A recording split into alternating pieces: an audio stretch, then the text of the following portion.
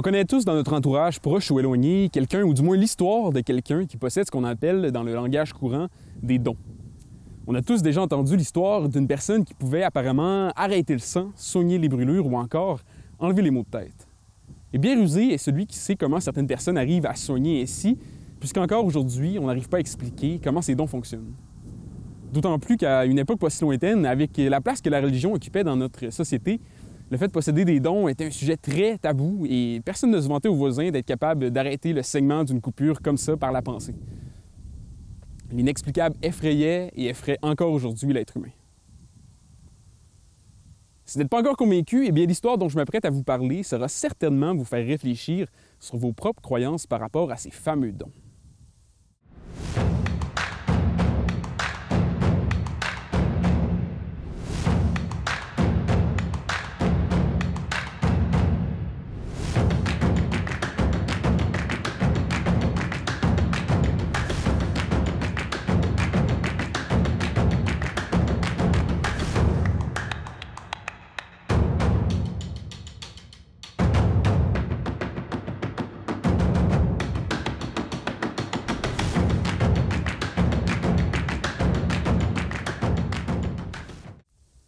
Cette histoire m'a été racontée par Benoît Thibault, un écrivain ayant grandi à Albanel. Son père, René Thibault, y possédait une bijouterie dans la maison familiale. L'histoire porte donc sur la mère de M. Thibault, Mme Blanche-Yvette Boivin. Celle-ci menait un train de vie plutôt normal, elle s'occupait de sa famille et était une femme plutôt impliquée dans sa communauté. Cependant, Mme Boivin avait quelque chose de particulier, des facultés assez impressionnantes. Pour nous raconter son histoire, j'ai demandé à mon ami Pierre Turcotte de nous prêter sa voix. Pierre Turcotte, bonjour. Salut. Ça va? Ça va bien, toi? Oui. Merci de collaborer à cette émission. Je suis vraiment content de tourner ce segment-là avec toi pour plusieurs raisons. D'abord, moi, je t'ai connu avec la Légion bavaroise dans le temps du Bol d'Or, avec tous les personnages que tu faisais, les changements de voix, les expressions faciales, bref, un très bon joueur d'improvisation. Mais aussi, étant un amateur de films d'horreur, je t'ai connu. En fait, j'ai suivi Vidéo Terreur, qui est un des projets que tu as réalisé ici à la télé du Haut-du-Lac, animé avec Jimmy Franqueur, notamment. Oui, absolument. Il y a la saison 3 qui est rendue sur Balado, puis il y a la saison 4 qui s'en vient. C'est excitant. Oui, absolument. Je sais pas ce que tu en penses. Je trouve que l'horreur, en tant que genre cinématographique, puis les mythes et légendes, c'est deux univers qui se côtoient quand même assez bien. Ben, on est dans l'étrange, on est dans l'inconnu, tu sais, puis ça, souvent, c'est ça qui fait peur, tu sais. Oui. La peur, là, on peut parler de l'horreur, mais c'est de la peur que naît le racisme, toutes les exactions qui amènent la guerre. Donc, la peur, on veut comme s'en protéger. Fait que ça, c'est l'inconnu, ce qu'on connaît pas, tu sais. Moi, ce que tu connais à connaître les gens, tu as moins peur d'eux, donc pourquoi fait que ce réflexe naît beaucoup, en fait, de l'inconnu, du mythe, de la légende. Et puis ça, ben, de toutes les époques, on s'est servi de ça, soit pour manipuler les gens ou pour égayer, pour faire peur, pour les amener aussi à amener... Tu sais, quand on va penser, mettons, au conte de Perrault ou les frères Grimm, aussi à faire comprendre... donner des leçons de vie un peu, si tu veux. Tu sais. Il y a clairement des émotions là, qui sont partagées quand on consomme du contenu là, de ces deux univers-là. Est-ce que tu te considères comme étant quelqu'un de sceptique dans la vie? Tu es plus superstitieux par rapport, par exemple, à des histoires mystérieuses? Je suis un heureux mélange entre les deux. Je suis extrêmement pragmatique. Okay? Moi, la science, c'est important. Sauf que j'adore les films d'horreur. Donc, j'ai l'oreille pour ça, mais de dire que je crois à ça, tu sais, bon, je vais être même honnête, moi, je crois pas en Dieu, tu sais, je veux dire, bon, mais j'ai aucun problème à ce que les gens croient en Dieu, mais moi, honnêtement, je pense que quand on meurt, la TV ferme, tu sais, puis que ça finit. Maintenant, ça m'appartient. Mais, fait que j'aime ça, moi, avoir toutes ces histoires-là, puis me laisser bercer par ça. Mais de là à croire à ça dans la vie, absolument pas. C'est une nuance quand même assez intéressante, parce que c'est ça, c'est souvent, on est prêt à porter l'oreille, à tendre l'oreille, à écouter, à être réceptif, mais de là à peut-être, dans notre quotidien, avoir ça d'ancré comme une réalité absolue. C'est ça. Tu sais, moi, je suis un gros fan d'Edgar Allan Poe, H.P. Lovecraft, tu sais, j'ai Hopeman, j'ai lu beaucoup l'horreur victorienne, début 20e siècle, Calem Club, tout ça. J'adore tout ça, mais ça nourrit mon imaginaire. Exact. Mais comme j'aime aussi, parce que quand j'étais petit, je disais des BD de super-héros, je crois pas qu'il y ait des super-héros, mais je suis quand même un bon public pour ce genre de ça, là, tu sais, les aliens, les bébites, les extraterrestres, les monstres, les fantômes. Ouais, j'embarque, mais de là à croire à ça, non. Je vais te poser une question, là, avant qu'on plonge dans l'histoire. Si je te parle de dons, qu'est-ce qui te vient en tête instinctivement? De dons, je pense que dans l'optique où on est, c'est des gens qui vont avoir des habiletés. Puis je pense qu'il y a une certaine sensibilité des gens là-dessus. Écoutez, maintenant, je pense qu'il y a un effet psychologique aussi là-dedans. Il y a des gens qui vont dire, moi, j'ai le don, je suis capable de lire dans les feuilles de thé. Bon, ben là, tu sais, tout ça, là, je trouve ça cute. Ouais. Mais moi, je pense qu'on façonne aussi ce qu'on se fait dire selon ce qui va nous arriver, un peu comme l'horoscope ou bon, peu importe. Bon, je crois pas à ça, mais je trouve ça sympathique. Tu sais, je suis pas contre ça, puis je fais pas, voyons, t'es bien contre de faire ça. Absolument pas. Go, même moi, là, je serais prêt à me faire tirer ou lire les lignes de la main par plaisir. Exact. Mais de là de dire que je prendrais ça pour du cash, absolument pas. Bon. Donc, c'est les dons, je pense que ça peut arriver. Puis là, écoute, il y en a eu plein, des gens qui se sont fait dire bon, moi, j'ai le don, je sais pas moi, avec les animaux, avec. Bon, est-ce que c'est vrai, c'est pas vrai? Moi, j'ai déjà lu, par exemple, qu'il y a des gens qui avaient des dons avec les animaux, mais au bout du compte, c'est parce que l'odeur de leur phéromone était différente, puis les animaux l'appréciaient plus que d'autres, ce qui faisait qu'ils étaient plus agressifs face à certaines personnes. Comme je te dis, la science est capable d'expliquer pas mal d'affaires. Absolument.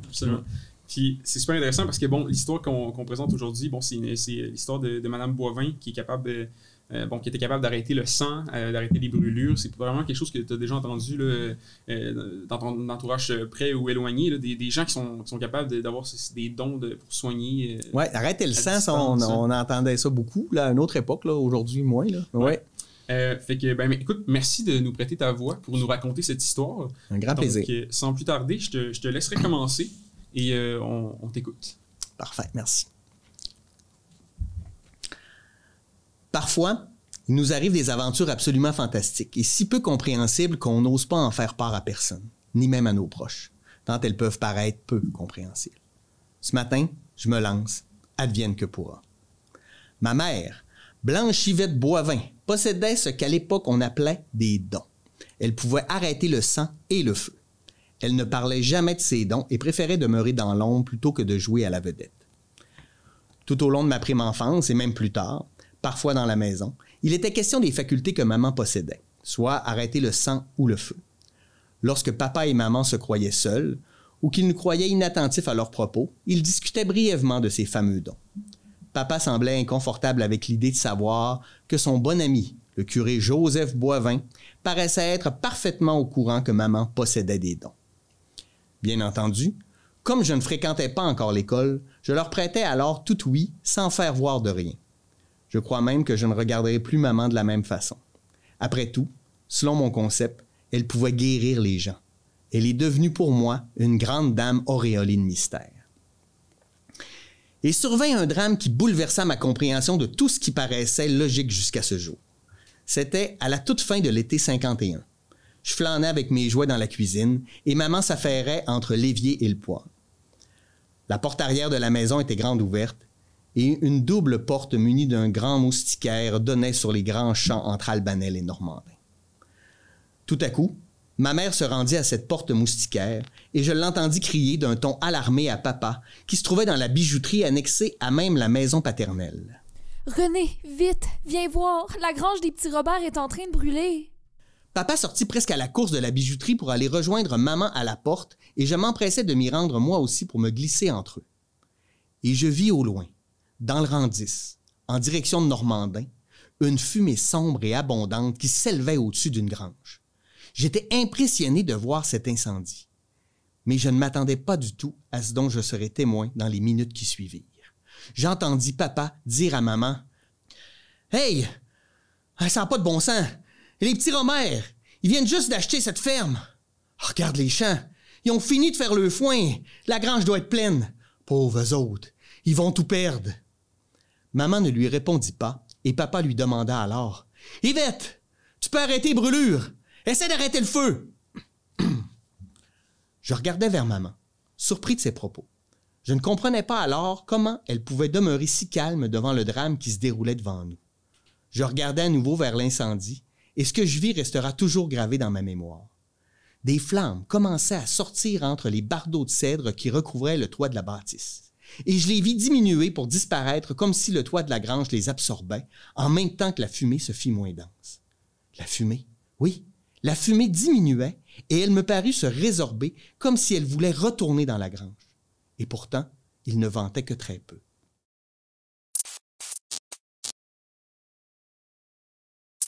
Tout était devenu silencieux autour de moi. Et soudain, je vis la fumée ressortir de la grange au travers du toit, surtout dans la partie sud. Papa avait bougé un peu à côté de moi et je l'entendis dire à maman « Yvette, essaye encore, t'as presque réussi! » Maman ne lui répondit que pour dire d'une voix qui me parut d'un calme désarmant compte tenu de la situation. « Oui, il faudrait pas qu'ils perdent leur grange à ce temps-ci de l'année. » Lorsque je regardai à nouveau vers la grange, je vis la fumée se dissoudre, et puis il ne subsista qu'une forme de brouillard au-dessus et autour du bâtiment, comme de la fumée résiduelle. Quand je voulus regarder à nouveau vers maman, je fus surpris de constater qu'elle n'était plus là. Elle était retournée à l'évier, et même s'il y avait une petite fenêtre au-dessus du même évier devant elle, elle tenait la tête baissée, toute attentive qu'elle était, devant son travail, et ne regardait plus vers la grange des petits Robert. Papa retourna à la bijouterie sans dire un mot. Je restai un moment à regarder au loin. Maintenant, même le brouillard que j'avais vu autour de la grange s'était volatilisé.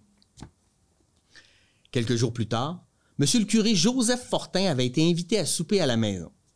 Il avait demandé à mes parents s'ils pouvaient amener Madame Édith, la servante du presbytère, pour lui faire partager ce repas. C'était un dimanche. Nous étions tous en train de manger du jambon et chacun des adultes y allait de son propos à tour de rôle. Tout à coup, les mots « Arrêtez le sang » furent lancés sur la table par Madame Édith et eurent l'effet immédiat de faire taire tout le monde. Comme si des mots cabalistiques venaient de jaillir de sources occultes aux grandes dames de notre vieux curé. J'étais assis presque devant notre vénérable curé et je le vois encore qui ralentit ses mouvements. Fige peu à peu. J'en arrive à croire qu'il est presque fâché et que la foudre risque de venir gâcher notre repas. Mais non. Il reprend de sa superbe et le voilà qui se penche pour mieux distinguer ma mère assise à 2 chaises de lui sur sa gauche. Puis, il lui dit posément « Yvette, je préférerais que nous ne parlions pas de ces choses à cette table. Je sais, parce que Madame Édith m'en a fait part, que tu aimerais comprendre, mais aussi bien dire les choses comme elles sont, moi non plus, je n'y comprends rien. » Je venais de prendre encore conscience que certains mystères planaient dans notre environnement. Ce qui me surprit le plus, ce fut de constater que le plus inconfortable à cette tablée, c'était M. le curé Fortin. Son visage était devenu d'un carmin à faire peur. Pendant un moment, au travers de ses lunettes au verre épais, je crus même discerner une peur quasi insurmontable. En me rappelant de ce souvenir, je pouvais regarder le curé Fortin dans les yeux, et je savais ce pourquoi ses yeux reflétaient la peur. Il ne comprenait rien à ces mystères. Eh bien, c'est toute une histoire quand même. Oui, puis là, c'est pas fini. Là. C'est pas fini, il en reste encore une partie. Ce que je trouve intéressant, c'est justement, bon, on a eu la réaction du curé Fortin. À l'époque, c'était vraiment, bon, avec la place que la religion occupait dans la société, c'était très tabou. Hein? C'est les choses qu'on comprenait pas, les choses qui pouvaient relever du monde surnaturel ou du fantastique, j'ai envie de dire. C'était très tabou. Hein? Ben, je suis pas en accord avec toi. Je vais t'expliquer mon point. Vas-y. C'est qu'au contraire, la religion a pris le contrôle du mystère. Quand on n'était pas capable d'expliquer quelque chose, c'est Dieu qui l'avait fait ou le diable. Donc, oui, les tabous, on voulait pas trop en parler, mais on les utilisait pour contrôler les populations. Parce qu'on disait, si tu vas vers quelque chose, si tu pousses dans cette direction-là, dans le mystère ou je sais pas moi, l'occulte, ben là, c'est le diable qui va avoir ton âme. Ouais. Mais si tu respectes et tu fais confiance à Dieu, parce que la religion, c'est une histoire de mysticisme, c'est une histoire de miracles, c'est une histoire de trucs surnaturels à quelque part. Puis tu sais, moi, j'aime beaucoup quand Nietzsche disait « c'est l'homme qui a créé Dieu », mais c'est l'homme aussi qui a tué Dieu. Là, je le paraphrase, là, dans ce sens où, quand on ne comprenait pas qu'il y avait un nuage, la pluie, il y avait un éclair. Ah, un éclair, Dieu est fâché, donc parce qu'on a, je sais pas, on n'a pas assez prié.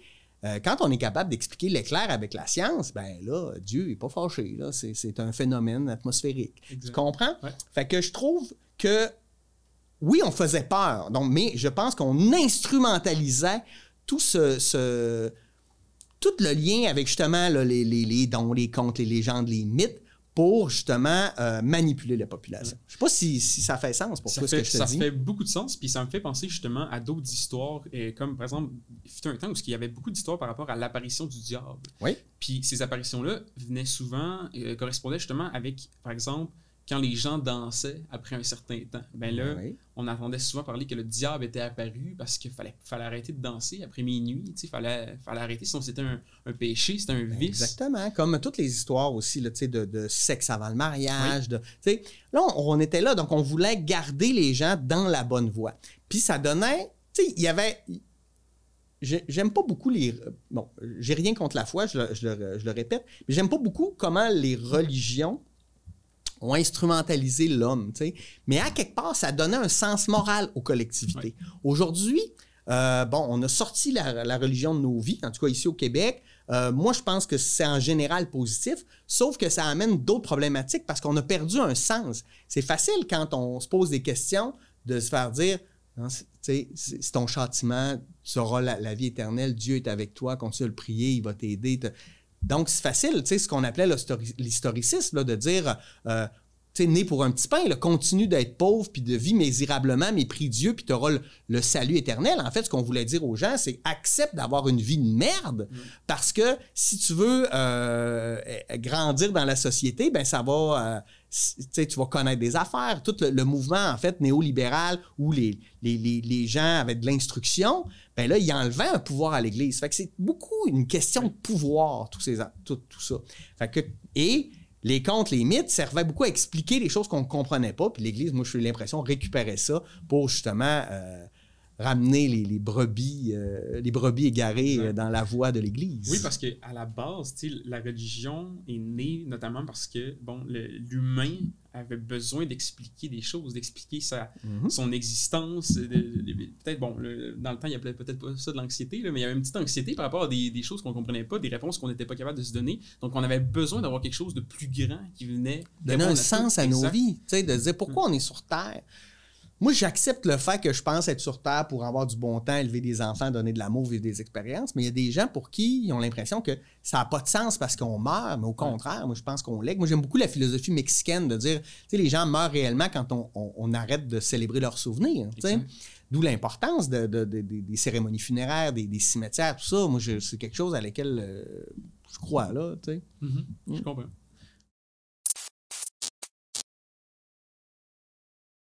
On poursuit?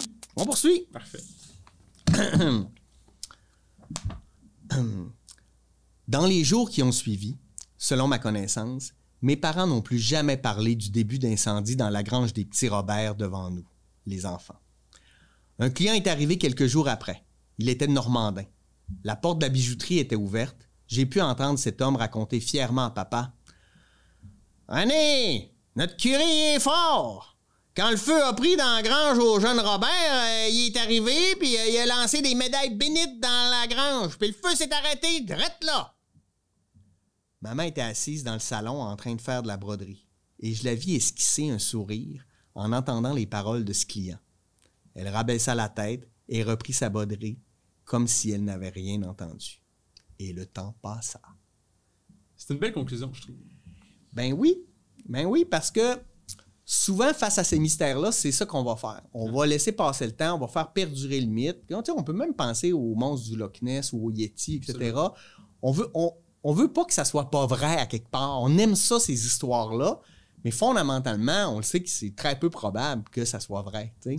Puis, ça ramène aussi, là, on est dans des mythes, le diable ou mais pense aux extraterrestres. Il y a une réalité scientifique qui est différente, parce que là, il y a des gens qui ont été enlevés par des... Mais la réalité, c'est qu'on ne le sait pas, puis il y a une possibilité qu'il y ait une vie à travers tous ces milliards d'étoiles-là, mais pour le moment, on ne le sait pas. Fait que ça nourrit le mystère, et même la science peut le nourrir, le mystère, parce qu'on dit, il y a peut-être de l'eau sur cette planète à tant de milliards de...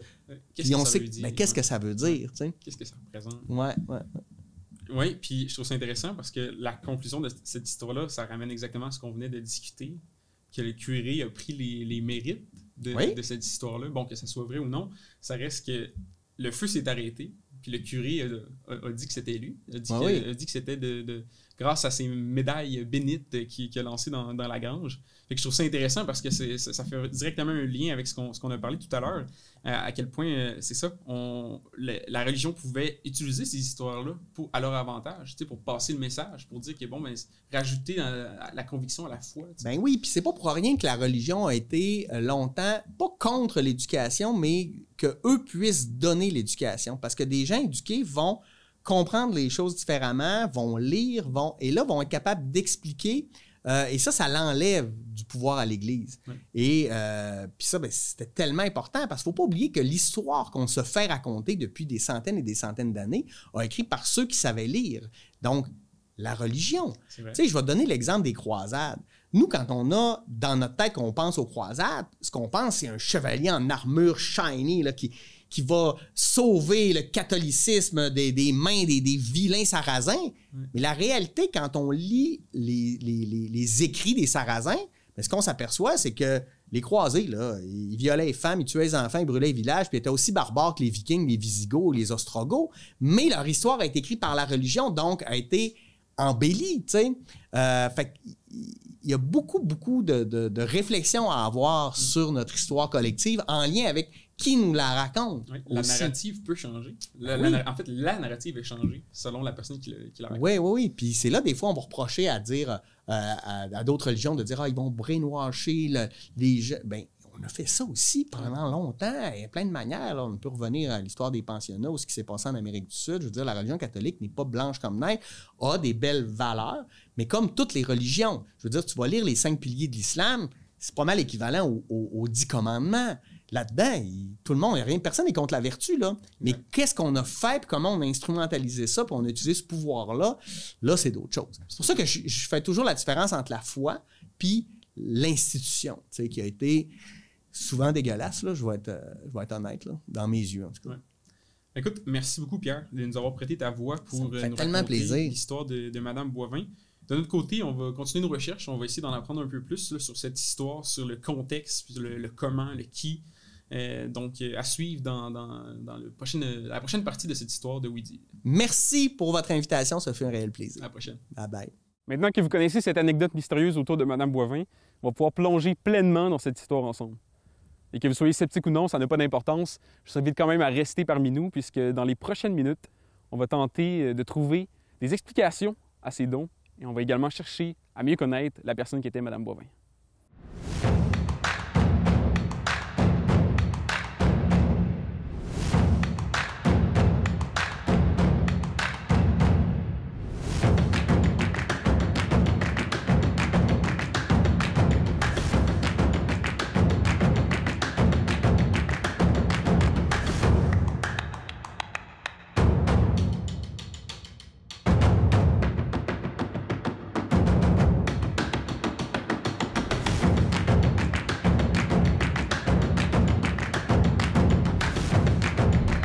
Évidemment, après avoir pris connaissance de cette histoire pour la première fois, beaucoup de questionnements m'habitaient.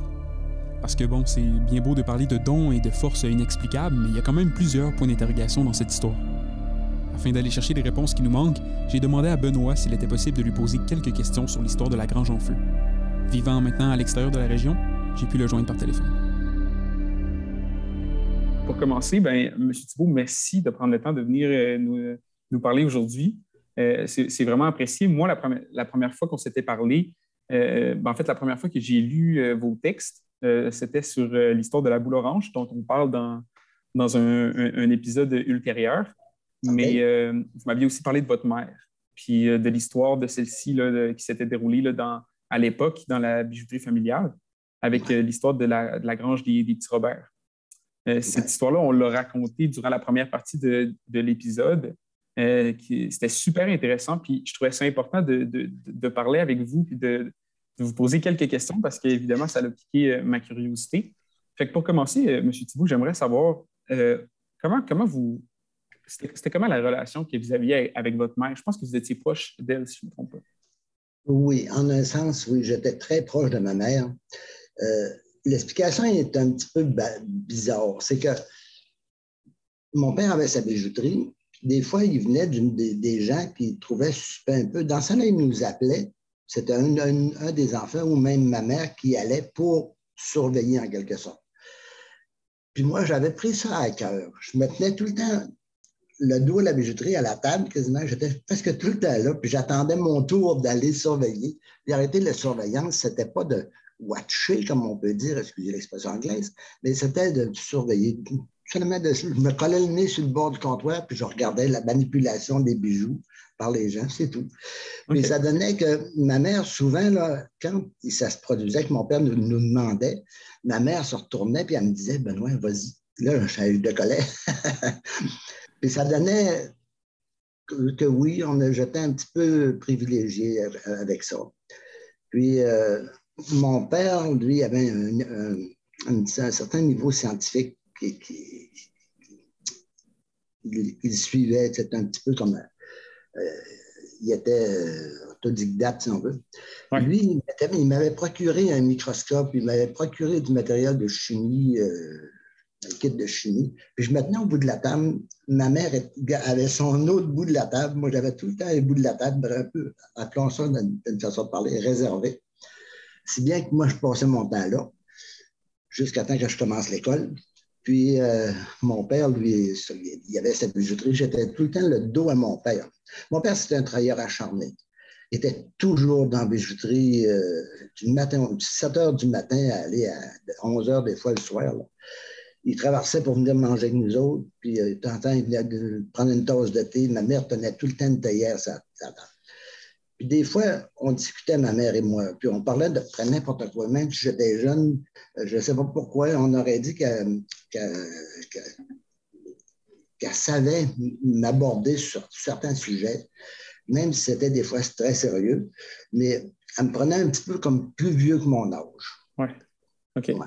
Puis comment vous la décriveriez en tant que personne, votre mère? Comment qu'elle était au quotidien? Parce que de la manière que vous m'en aviez parlé dans nos échanges, ça semble être quelqu'un de quand même assez réservé, qui n'aimait pas nécessairement être sur le devant de la scène. Exactement.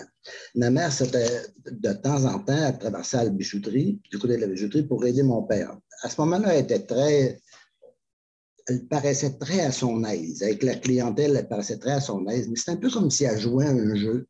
Parce que, en fait, il y avait des sujets qu'elle n'aimait pas aborder.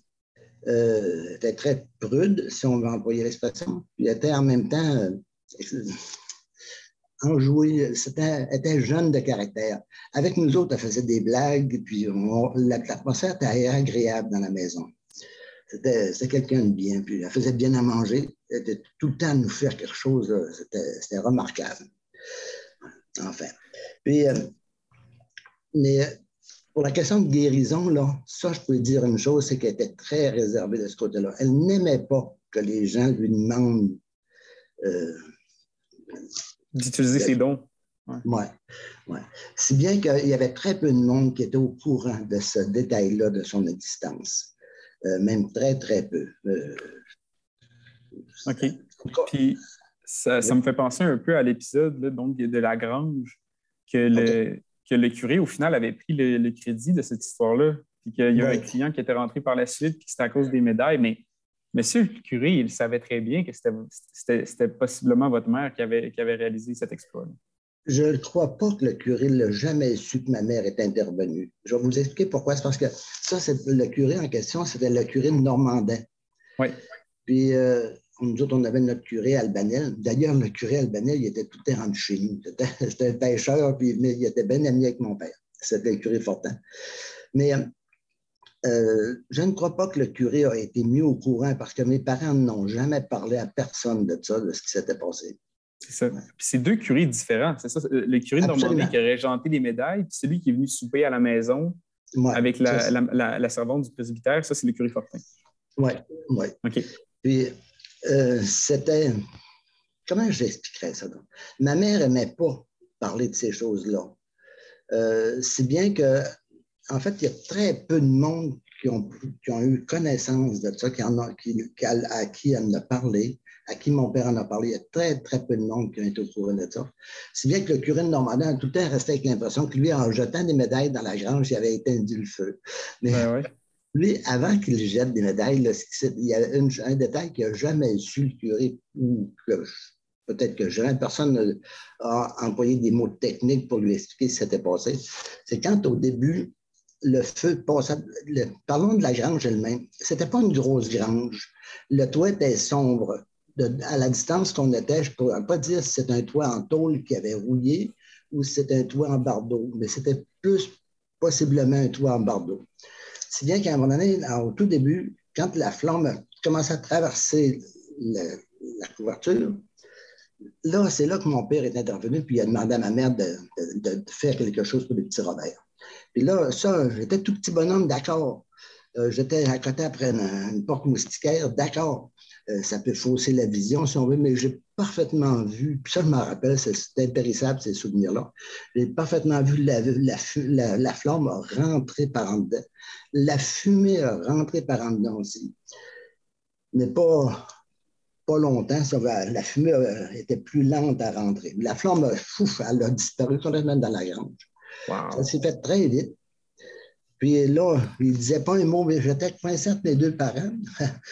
Puis, il ne disait pas un mot. Il regardait ça. Tout d'un coup, la flamme a ressorti à travers le toit. C'est là que ça m'a surpris parce qu'au début, je n'avais pas prêté attention à ce que ma mère aurait pu intervenir. Je ne savais pas qu'elle aurait pu intervenir. Pardon. Mais quand mon père lui a redemandé, Yvette, il faudrait faire quelque chose, Yvette, réessaye. Puis là, ma mère n'a jamais dit un mot, là. Remarquez, là, elle n'a jamais dit un mot. Mon père parlait, il était seul à parler. Puis ma mère ne disait pas un mot, elle ne répondait pas, rien.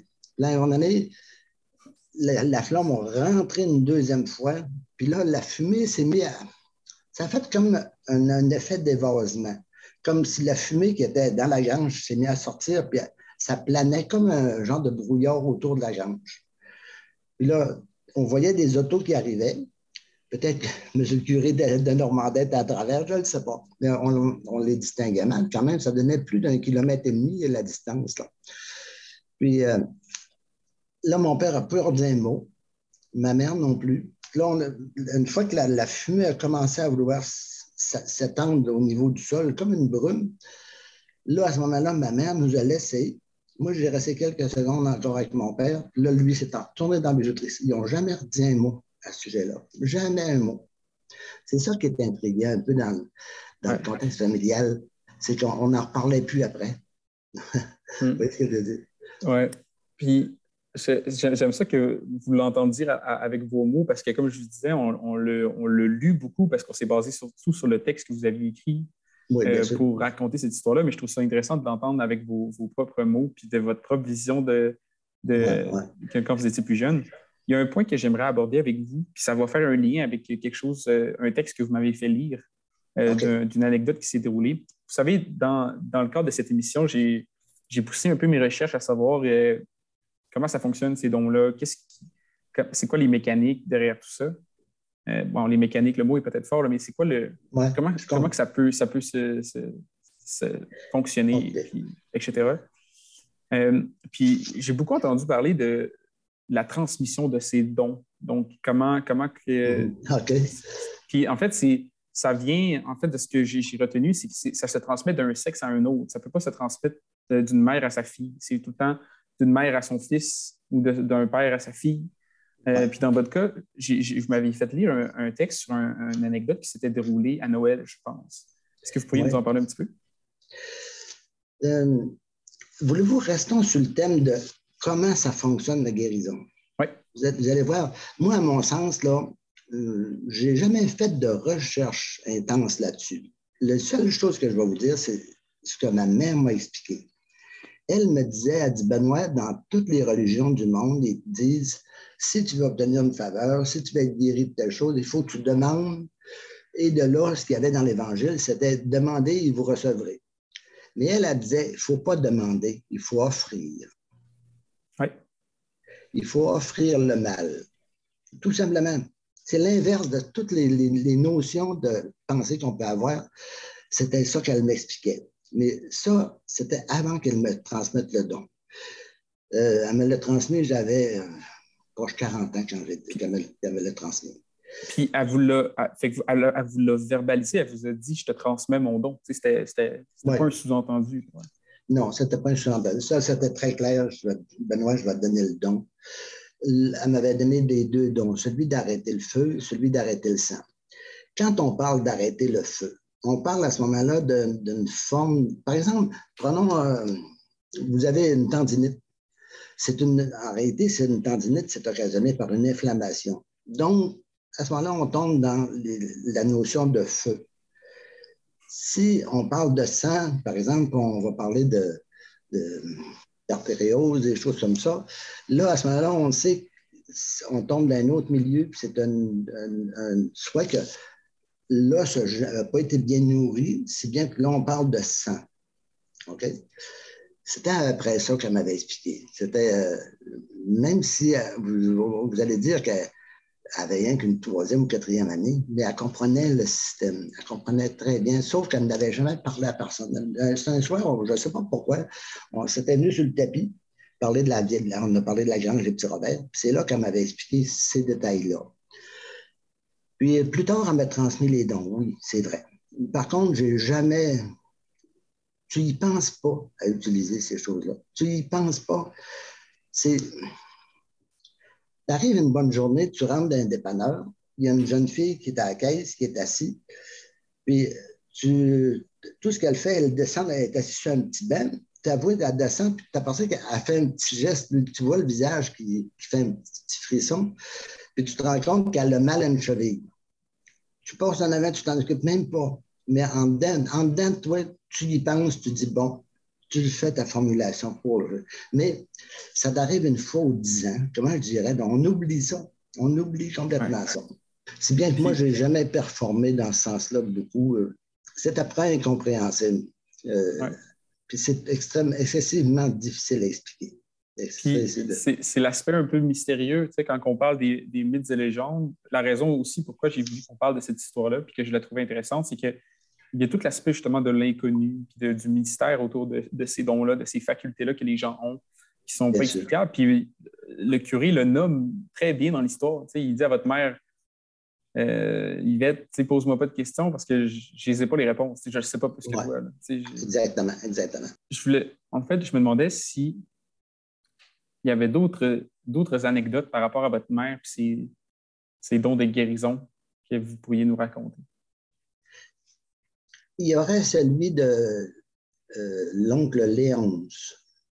Ça, Léonce, là, c'est le frère à mon père. Il demeurait, lui, à Saint-Éleuthère. Ça, c'était sa propriété. Il était cultivateur. Sa terre, là, la clôture du côté sud, c'était arrêté la frontière américaine. OK. Puis un bonsoir, lui, en fait, il n'y a pas de bonsoir, ça va revenir plus tard. Lui, il s'était trouvé un emploi dans une scierie dans le Maine. Ça fait qu'il allait travailler là, les salaires étaient meilleurs qu'il était au Québec. Ça fait que ça faisait son affaire, il faisait son petit bonheur, tout allait bien.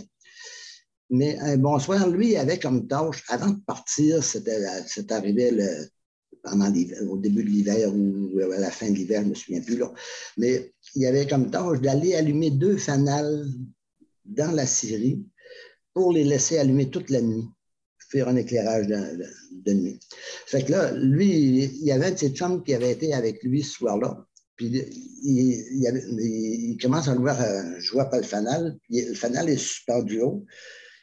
Finalement, le fanal est allumé, mais il essayait de mettre du nafta ou je ne sais plus trop ce qu'il mettait dedans. En tout cas, il s'en est répandu sur lui.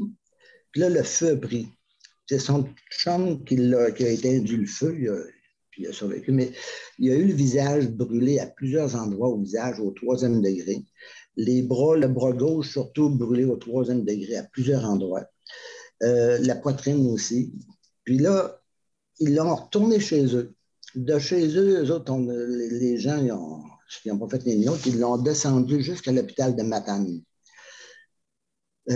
Pourquoi il n'a pas été à Rimouski, je ne sais pas. On me l'a déjà demandé, mais je ne sais pas. Je sais qu'ils ont décidé de l'envoyer à l'hôpital de Matane parce que possiblement, il y avait un autre de ses frères qui demeurait à Matane, Jean-Paul. Bon, là, il rentre à l'hôpital, tout va bien. Nous autres, on était à Albanel, c'est dans le nord du lac Saint-Jean, puis là, lui, il est à Matane. Un bonsoir, c'était après le souper, ça, je suis formel. le téléphone sonne. C'était les anciens téléphones à crainte, vous vous rappelez? Oui. Vous n'avez pas connu ça, j'en sais sûr. Mais... Genre, je n'ai pas connu ça, mais j'ai une image dans ma tête. Ouais. Puis, c'est mon père va répondre.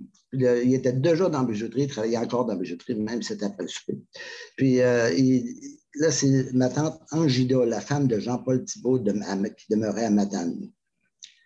Il l'appelle, puis là, il explique ça, ce qui était arrivé à Léonce. Puis là, elle demande, elle savait que ma mère, Yvette, était capable de guérir. Donc, elle demande à mon père de demander à Yvette de s'occuper du cas. Là, mon père a expliqué ça, il s'est sorti de la tête de la bijouterie, puis le téléphone était juste à côté de la porte. Puis là, il a expliqué ça à ma mère, puis il a dit c'est Angela, puis il a expliqué ça. Fait qu'elle, elle s'est envenue, elle n'a pas dit un mot. Remarquez bien ce que je vais vous dire. Elle n'a pas dit un mot. La seule chose qu'elle a faite, elle a pris le téléphone des mains de mon père, l'acoustique, puis elle a dit à ma tante Angida, elle a dit c'est beau Angida, je m'en occupe. Puis elle a raccroché le téléphone comme ça. Sans plus. C'est tout ça a fait. Puis on a su le lendemain ou le surlendemain, là, je ne suis pas sûr. On a su le lendemain ou le surlendemain que Léon s'était sorti de l'hôpital de Matane, puis qu'il considérait que c'était un cas de guérison miraculeuse parce qu'il n'y avait même plus de traces de brûlure. OK? C'est phénoménal. Je sais, personne ne va me croire, mais c'est vrai. Puis, dans les années suivantes, environ 6 à 8 ans plus tard, peut-être 10 ans, mon oncle Jean-Paul était venu, puis Léon était venu lui aussi avec sa femme. Je crois que c'était Priscilla, sa femme. Puis là, moi, je me rappelle, j'étais encore jeune, j'avais peut-être 15-16 ans quand il était venu. Puis je me rappelle que je m'étais acharné à essayer de trouver des traces de brûlure dans le visage parce que je l'avais entendu, moi, j'étais là. Oui, vous avez entendu l'histoire. Oui. Puis je savais qu'il y avait des brûlures au 3e degré, puis ça laisse des marques, des brûlures au 3e degré que tu veux, que tu ne veux pas. Puis je regardais son visage, puis je ne trouvais pas de marque. Là, je me disais, moi, c'est vrai que ma mère l'a guéri. Wow! Ouais. Je suis un peu bouche bée parce que déjà, l'histoire de la grange des petits Robert, je trouvais ça assez phénoménal. Puis, tu sais, c'est ça que je trouve intéressant avec ces histoires-là, hein, c'est qu'il y a toujours deux approches qu'on peut avoir. Si on peut être sceptique, ce qui est correct aussi, dans le sens où on peut être sceptique, mais on peut aussi écouter, puis, tu sais, pas porter de jugement, puis juste écouter, puis...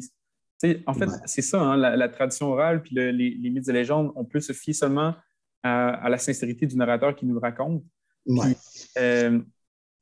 Puis, que vous me racontiez ça, je suis un peu bouleversé, je vais être honnête. OK. C'est vraiment des belles histoires. Merci beaucoup, M. Thibault. Merci de lui avoir rendu hommage aujourd'hui. C'est un beau moyen. Un plaisir, monsieur.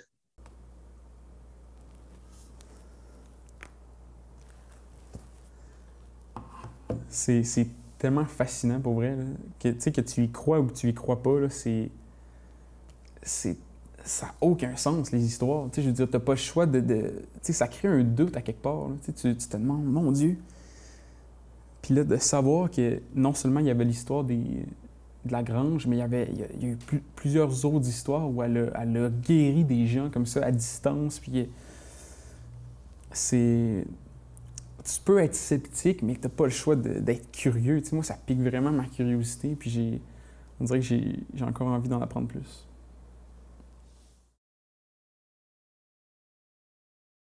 Guidé par ma curiosité et étant quelqu'un de très visuel de nature, j'ai décidé de me déplacer à Albanel afin de pouvoir voir la maison familiale des Thibault de mes propres yeux. C'est dans cette maison que Benoît a grandi avec ses frères et sœurs, et c'est aussi dans cette maison que Mme Boivin aurait réalisé la plupart de ses interventions miraculeuses.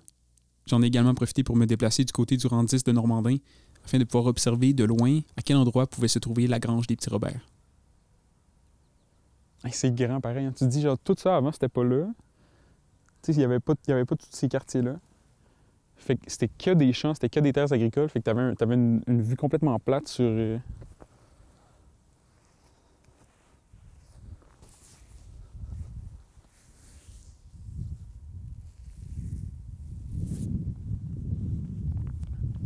Très cool. Madame Boivin était définitivement quelqu'un de très réservé, de calme, qui n'aimait pas parler pour ne rien dire. Elle se tenait loin des commérages du village et se concentrait sur sa famille. Pourtant, comme on a pu le découvrir à travers cet épisode, il s'agissait d'une femme intrigante qui sortait clairement de l'ordinaire. C'est tout pour cet épisode. D'ici là, allez donc jaser avec vos grands-parents, vos oncles, vos tantes pour leur demander qui dans votre famille a déjà possédé des dons comme ceux de Mme Boivin. Croyez-moi, je suis certain qu'ils vous nommeront au moins une personne. Et qui sait, peut-être que vous avez vous-même hérité de dons et que vous ne le savez pas encore. On se voit au prochain épisode.